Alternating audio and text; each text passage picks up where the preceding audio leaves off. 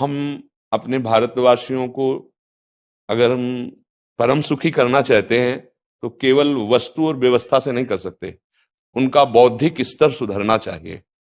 आज हमारे समाज का बौद्धिक स्तर गिरता चला जा रहा है, बहुत चिंता का विषय है। हम सुविधाएं दे देंगे, हम विविध प्रकार की भोग सामग्रियां दे देंगे, लेकिन उनके हृदय की जो मलिनता है, जो हिंसात्मक वृत्ति है, जो अपवित्र बुद्धि है, ये जब तक ठीक नहीं होगी तब तक हमारा देश धार्मिक देश है, हमारे यहाँ धर्म की प्रधानता है। तो इसी बात को बार बार हम सबसे निवेदन करते हैं कि ये जो हमारी नई पीढ़ी है, इसी से हमारे राष्ट्र की रक्षा करने वाले प्रकट होते हैं। जो विद्यार्थी जन है, उन्हीं में कोई एमएलए बनता है, उन्हीं में कोई सांसद बनता है, उन्हीं में कोई मुख्यमंत्री बनता है, उन्हीं में कोई राष्ट्रपति या प्रधानमंत्री उन्हीं में अपने लोग भी सब थे। अब हमारी शिक्षा केवल आधुनिकता का स्वरूप लेती जाए और व्यभिचार प्रवृत्ति, व्यसन प्रवृत्ति, हिंसा प्रवृत्ति, ये नई पीढ़ी में देखकर बहुत असंतोष हृदय में होता है। इसीलिए कितनी भी शरीर में पीड़ा हो, हम प्रयास करते हैं जितने से जितने सामने हमारे भगवत स्वरूप जन आते हैं, पहले बुद्धि शुद्ध होनी चाहिए। मय्ये वो मन आदत्स्व मयि बुद्धिम निवेश है, तो निवशिष्यति मय्ये व अत ऊर्ध्वम न संशया, तू मेरे में ही निवास करेगा, अर्थात भगवदानंद में। अविनाशी जीव कभी भोग विलास में तृप्त हो ही नहीं सकता। हम अगर अपने राष्ट्र की विशेष सेवा, तो हमारे धर्म का परिचय, जैसे आप जन करते हैं, धर्म का हमारा क्या स्वरूप है, हमारे जीवन का लक्ष्य क्या है। हमें जितना राम जी प्रिय है, कृष्ण जी प्रिय है, उतने भारत देश हमारे लिए प्रिय है। जैसे राम भक्त, कृष्ण भक्त, वैसे हमारे भारत देश का हर जन जन हमारा आदरणीय और पूजनीय। पर अब जो मानसिकताएं बन रही हैं, वो हमारे धर्म और हमारे देश के लिए लाभदायक नहीं होंगी।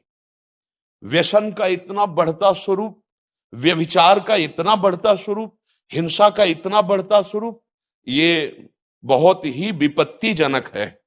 अगर ये बढ़ता रहा तो हम विविध प्रकार की सुख सुविधाएं देने पर भी अपने देशवासियों को सुखी नहीं कर पाएंगे, क्योंकि सुख का स्वरूप विचार से होता है। सुख और दुख की स्थिति सत्य नहीं है, आगमा पाइनो अनित्यास, लेकिन हमारा विचार, और विचार हमारा गंदा हो रहा है। बस हमारा उद्देश्य यही है कि हमारे देशवासियों का विचार शुद्ध होना चाहिए। अगर विचार शुद्ध है तो राष्ट्र प्रियता, जन सेवा, समाज सेवा, ये सब स्वाभाविक होने लगेगा। और विचार अशुद्ध है तो सुविधाएं बहुत हैं, उनका दुरुपयोग हो रहा है। तो बस आप सबसे बड़े बड़े जो उपदेष्टा जन हैं, जो बड़े बड़े धर्म की रक्षा के लिए भगवान ने जिनको भेजा है, उन सबसे यही प्रार्थना है कि सब व्यवस्था करते हुए हमारे देशवासियों की बुद्धि अध्यात्म को समझे। बिना अध्यात्म को समझे दुख सुख की समानता बिना किए परम सुख का अनुभव हो ही नहीं सकता। इस मायाकृत भोग पदार्थों को भगवान ने दुख योनया कहा है। मानो एक बोर्ड लगा दिया, दुखालयम अशाश्वतम।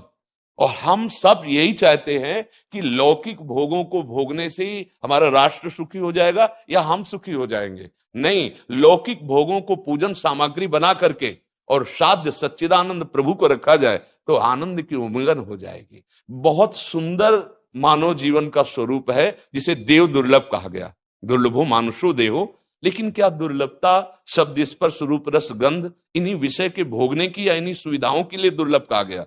दुर्लभ है किसी सच्चिदानंद सुख के लिए। और उस सुख को तो हम भूले हुए, एकदम बहते हुए शब्द स्पर्श रूप रस गंध के प्रवाह में चले जा रहे हैं और इसी को सौभाग्य समझ रहे हैं कि हमें सुख प्राप्त हो रहा है। नहीं, हम सबसे प्रार्थना करते हैं कि आप अपने धर्म को समझिए।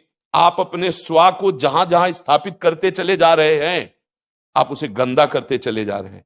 मदिरा में, हिंसा में, द्यूत कीड़ा में, व्यभिचार में, इसे दोष नहीं समझा जा रहा है। और हमारे शास्त्र और हमारा धर्म इसको निषेध करता है। कलयुग की स्थिति बताई गई है। छोटे छोटे बच्चे व्यसन करने में लग गए। आज स्कूली विद्यार्थी जिनको ब्रह्मचर्य से पुष्ट होना चाहिए, वो ब्रह्मचर्य नष्ट कर रहे हैं। ये बड़ा चिंता का विषय है। हमारे देश के लिए जो जवान चाहिए, हमारे देश के लिए जो भक्ति चाहिए, उसमें बुद्धि और शरीर बल दोनों होना चाहिए। शरीर बल क्षीण हो रहा है क्योंकि व्यभिचार प्रवृत्ति में बहुत कमजोर अवस्था में, जैसे गेहूं की फसल है और गलेथ में काट ली जाए, तो न दाना मिलेगा न सही भूस मिलेगा। ऐसे ही 20 वर्ष की अवस्था तक यदि ब्रह्मचर्य नष्ट कर दिया जाए तो वो गृहस्थ के योग्य में नहीं रह सकता। राष्ट्र सेवा की क्या बात है। हमारे राष्ट्र सेवा के लिए बहुत विशाल हृदय की आवश्यकता है, हमारे शरीर को बहुत स्वस्थ रखने की आवश्यकता है, तभी हम समाज सेवा, राष्ट्र सेवा। तो शरीर और बुद्धि दोनों का स्वस्थ होना बहुत आवश्यक है।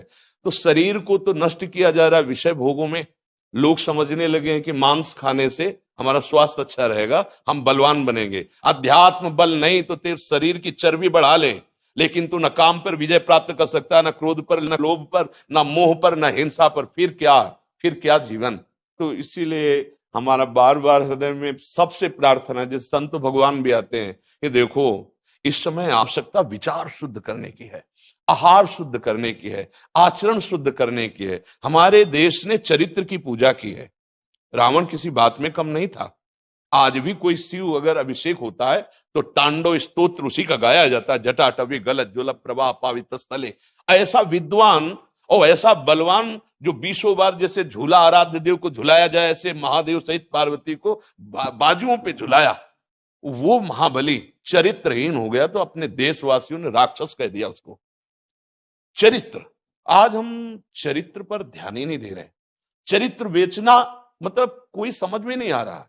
छोटे छोटे बच्चे चरित्रहीन हो रहे हैं।